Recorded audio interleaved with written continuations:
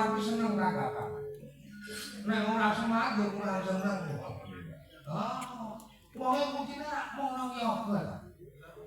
Arep mayang ora nang yogane ora iso terus. Iya. Yo ngono lho, Lek. Menon dundang dulu. Kaya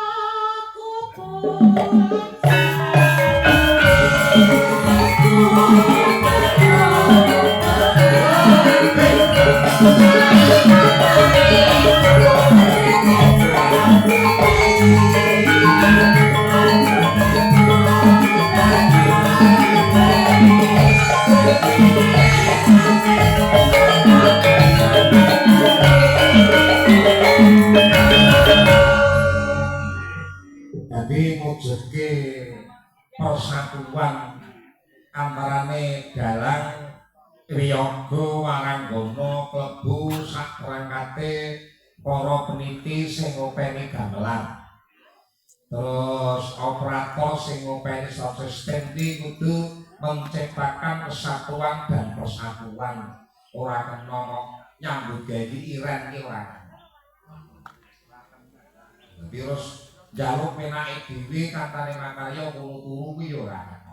Tapi apa dikaya apa siji ning tunggal ning kumpul pinter dikaya apa tanpa dikanteni kanca ruwak ora bakal bisa apik. Apik sindene nek sing nabi kurang apik ya tetep kurang apik. Dadi kabeh iki kudu tetunggalan. Kunci lho. Mulai iman iki penting.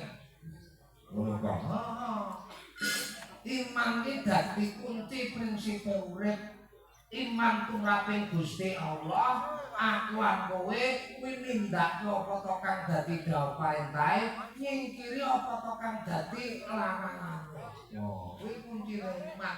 Mula iman, ilmu, amal ora kena dipisahke. Wah, ngono kok. Iman tumraping Gusti Allah, iman tumraping diri pribadi, prinsipe kudu kuat. Kalau mangsa ana terus wong iki tutur to. Wong iki urip iki waton gelem mutak mesti tambah. Iki tutur kanggo sapa? Kanggo sapa? Ya kanggo wong sing wis luwih. Ana ora ana apa-apa. Atutas ditahki apa? Wong dingge dhewe wae ora ana.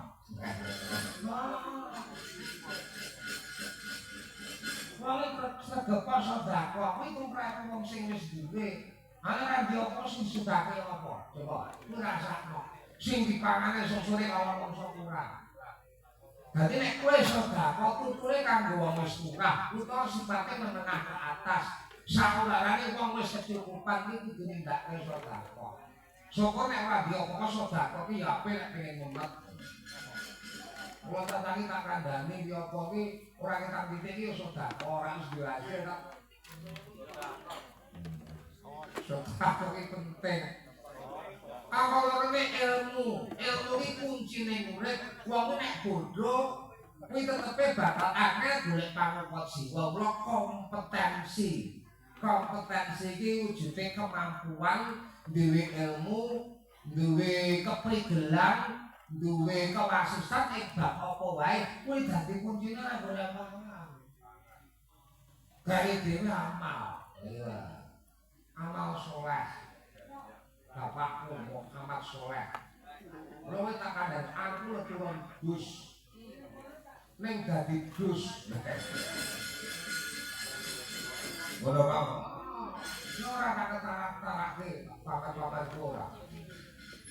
Lah kok diapa dibudidaya jeneng awake dhewe kuncine ndak wong metu karo gawe iki bukti apa? Butuhe duwe tepungan akeh, duwe kanca akeh, iso nglipur sak sedulur, manut sak kekuatane awake dhewe. Nah, wong sing apik sama sinamadan. Daya binayang sawiji mapan jati ning jejiban kang wiji, alam barat jiwa munggah bangsa, jiwa munggah basa, jiwa munggah negara. Tetepe rukun. Rukun gawe satu cerah agale budaya. Ya. Apik kok. Ya. Iki harus sampai esok. Ya. Lah jadinya calonmu. Aja.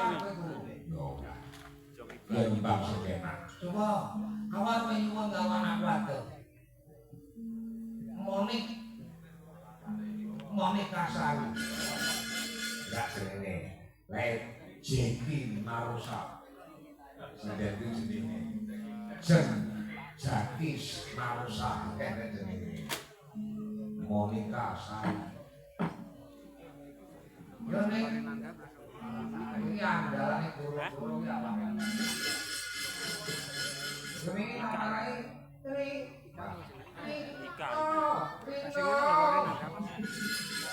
Ngaji kawan. Ini dong. Ngaji. Iya, ngaji kami itu ning. Kok kowe bekti karo aku sok dadak. Katene sapi kuwi lali karo. Boten. Rupamu kiai